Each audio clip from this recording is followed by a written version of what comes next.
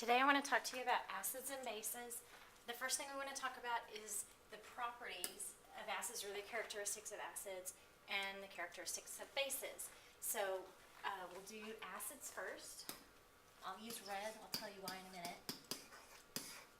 Okay. First of all, the characteristic of an acid is that it releases hydrogen ions, or H pluses. You'll remember the plus means that it has a +1 charge. So when an acid falls apart, it has hydrogen ions. An acid will also taste sour. Okay, like bite into a lemon, it'll taste sour. Acids can also conduct electricity.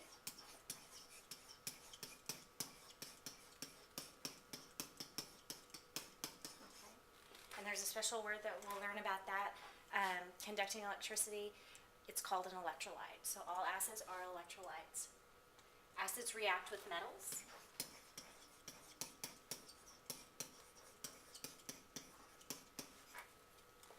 And the main way you can see an acid reacting with metal is you throw the metal in the acid and you'll see bubbles. So that's one way you can see it. Finally, acid turns litmus paper red.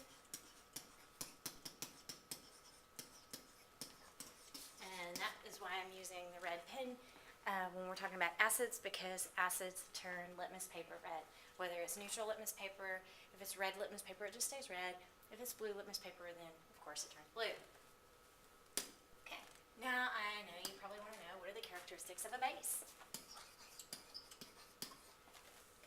First of all, the characteristics of a base, one of the first characteristics is it will release hydrogen or hydroxide ions.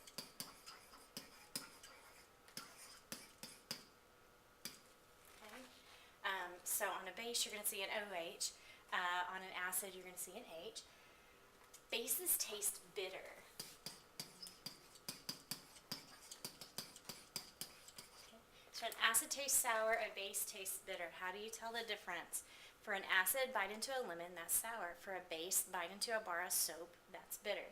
So that's the difference between the taste of sour and bitter. Bases also conduct electricity, which makes them also an electrolyte.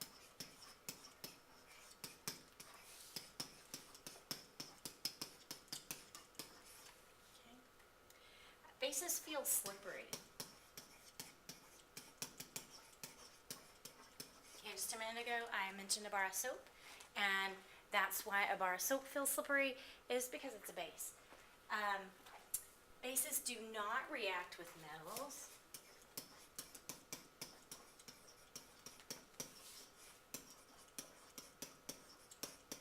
And bases turn litmus paper blue.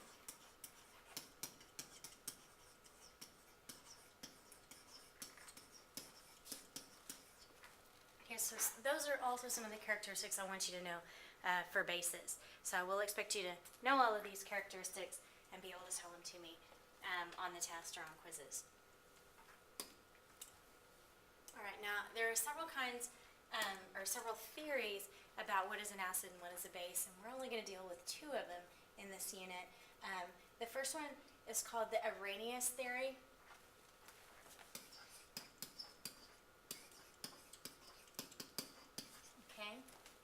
The Arrhenius theory is probably the one that is most common, and the Arrhenius theory says that if it's an Arrhenius acid, okay, it's going to begin with an H, or it's going to increase the hydrogen ion concentration in the solution.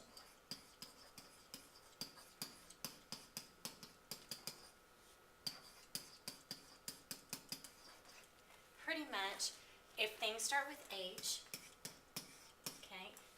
according to Arrhenius, it's an acid. So HCl is an acid, hydrochloric acid. H2SO4, sulfuric acid, again starts with an H. H3PO4, phosphoric acid, again starts with an H. So according to Mr. Arrhenius, that is going to be an acid because it starts with an H. If you throw it into a solution, hydrogen ions, or H pluses, are going to increase, and that's what makes it an acid. Now, for an Arrhenius base,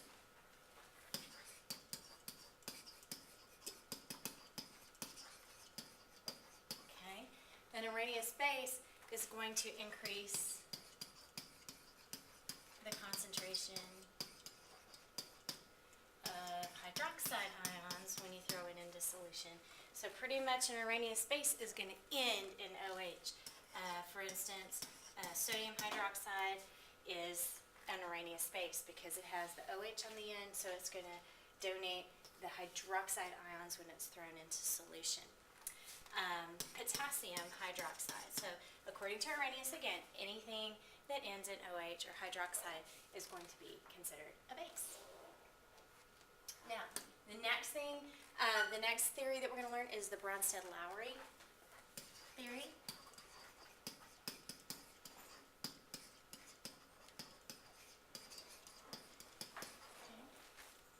The Bronsted-Lowry acid is a proton donor. Okay, and the Bronsted-Lowry base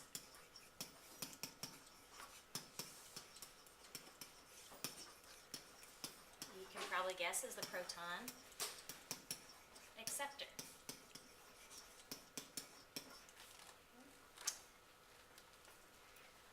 All right. If you remember when we were talking about Arrhenius acids, I drew the H plus for you. Okay? If you look at H plus, well, what charge is a proton? Well, a proton has a +1 charge. So, doesn't it make sense that a hydrogen ion, H with a +1, would be the same thing as a proton? So, the Bronsted-Lowry acid is going to give the H plus or the proton, and the Bronsted-Lowry base is going to accept it, and that's Bronsted-Lowry's acid-base theory. Okay? So who gives away the H plus and who accepts the H plus? That's what makes them the acid or the base. I want you to know the difference between a strong acid and a weak acid. A strong acid ionizes completely in water. Okay? A strong acid is going to be like hydrochloric acid, HCl. You throw it into water and it's going to break up into its ions. It's going to break up into H pluses and Cl minuses. Okay? A strong acid, like I said, falls apart completely. A strong acid is either going to be a hydrogen combined with one of the halogens, fluorine, chlorine, bromine, and iodine. Any of those are going to make a strong acid so that when they fall apart, they ionize completely like that in water. Okay. Also, if you have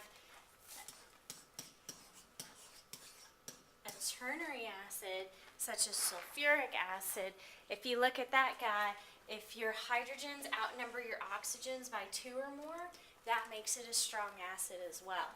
So that's one way you can know if you have a strong acid or not, is first of all, you have what's called a binary acid, where your hydrogen is bonded to a halogen, or when you have 2 or more greater oxygens than you do hydrogens, then you have a strong acid.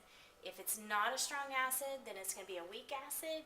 A weak acid doesn't ionize completely in water. It will still have a few of those H's clamped onto it. Okay? A strong base and a weak base. Okay? A strong base is a base that's going to ionize completely in solution.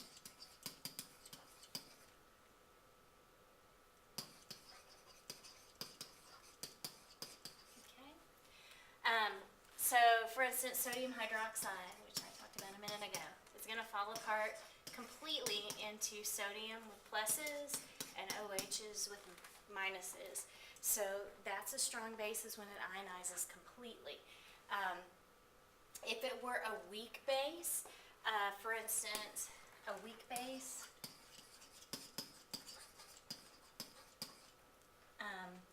let's see, would be ammonia is the most common weak base.